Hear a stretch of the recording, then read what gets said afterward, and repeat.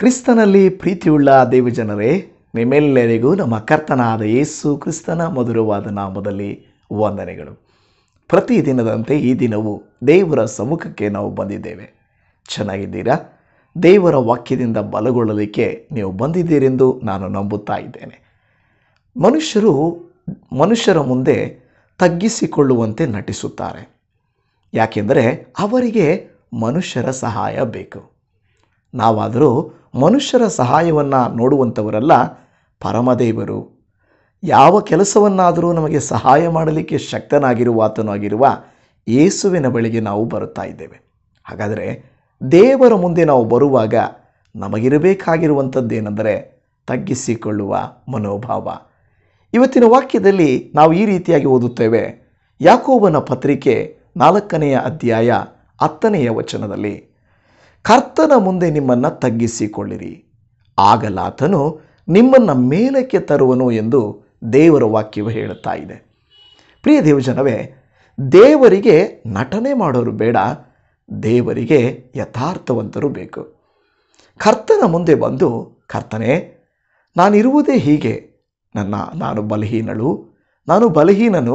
ನನ್ನ ಕೈಯಲ್ಲಿ ಅಸಾಧ್ಯವಾಗ್ತಾ ಇದೆ, ನನ್ನ ಕೈಯಲ್ಲಿ ಏನೂ ಮಾಡಲಿಕ್ಕಾಗ್ತಾ ಇಲ್ಲ, ನನ್ನ ಪರಿಸ್ಥಿತಿ ಬಹಳ ಕೆಟ್ಟದಾಗಿ ಹೋಗ್ತಾ ಇದೆ, ನಿನ್ನ ಬಳಿಯಲ್ಲಿ ನಾನು ಬರ್ತಾ ಇದ್ದೇನೆ, ನಾನು ನನ್ನನ್ನು ತಗ್ಗಿಸಿಕೊಳ್ಳುತ್ತೇನೆ, ನನ್ನನ್ನು ಮೇಲಕ್ಕೆತ್ತು ಎಂದು ಕೇಳಿದಾಗ ದೇವರು ಖಂಡಿತ ನಮ್ಮನ್ನು ಮೇಲಕ್ಕೆ ಎತ್ತಲಿಕ್ಕೆ ಶಕ್ತನಾಗಿದ್ದಾನೆ.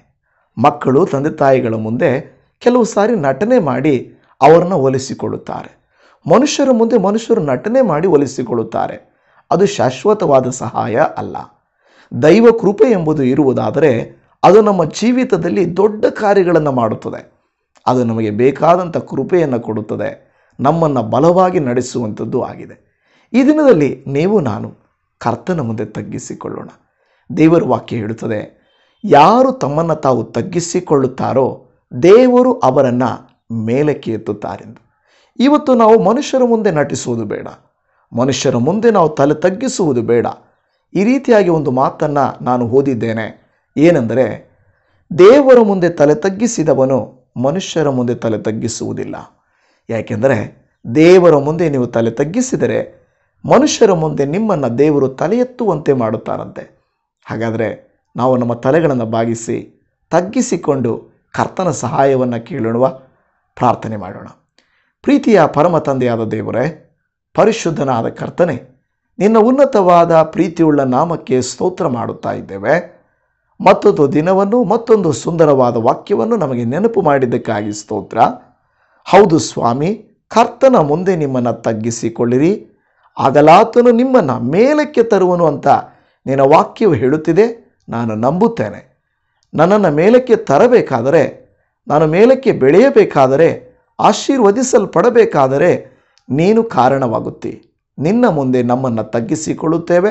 ನಮ್ಮ ಕುಟುಂಬಕ್ಕೆ ಕರುಣೆಯನ್ನು, ನಮ್ಮ ಕೆಲಸದಲ್ಲಿ ನಿಮ್ಮ ದಯೆಯನ್ನು, ನಮ್ಮ ಜೀವಿತದಲ್ಲಿ ನಿಮ್ಮ ಆಶೀರ್ವಾದವನ್ನು ನಮಗೆ ತೋರಿಸಿಕೊಡಬೇಕೆಂಬುದಾಗಿ ಈ ಪ್ರಾರ್ಥನೆಯನ್ನು ನಮ್ಮನ್ನು ದೀನತೆಯಿಂದ ತಗ್ಗಿಸಿಕೊಂಡು ನಜರೇತಿನ ಯೇಸುವಿನ ನಾಮದಲ್ಲಿ ಪ್ರಾರ್ಥಿಸುತ್ತೇವೆ ತಂದೆಯೇ. ಆಮೇನ್, ಆಮೇನ್, ಆಮೇನ್. ಪ್ರೀತಿಯ ದೇವಜನವೇ, ಕರ್ತನು ತಾನೇ ಈ ರೀತಿಯಾಗಿ ನಿಮ್ಮನ್ನು ಮೇಲಕ್ಕೆ ತರಲಿ. ತಗ್ಗಿಸಿಕೊಳ್ಳೋಣ, ಕರ್ತನಿಗೆ ಮಹಿಮಕರವಾಗಿ ಜೀವಿಸೋಣ.